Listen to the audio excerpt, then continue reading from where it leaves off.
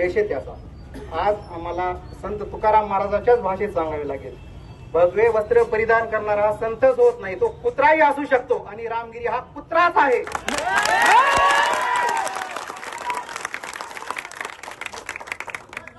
इतिहास संशोधक श्रीमंत कोकांटेसराच्या भाषेत जर सांगायचं म्हणलं, तो महाराष्ट्रातला संत नसून तो शेणातला जंत आहे। तुका म्हणे ऐशा नरा मोजूनी माराव्या पैजरा। संत तुकाराम महाराज म्हणतात, तो संत नाही तो कुत्रा आहे, त्याला जोड्यानीच मारलं पाहिजे। आणि तो आमच्या पैगंबर साहेबांचा जो कोणीही अपमान करेल त्याला आम्ही जोड्यानी मारल्याशिवाय शांत राहणार नाही।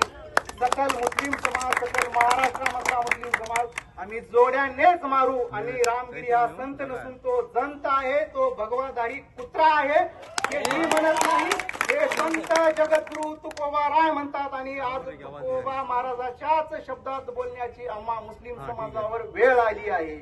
अण्णाभाऊ साठे असं म्हणाले होते, जग बदल घालून गाव मज सांगून गेले भीमराव।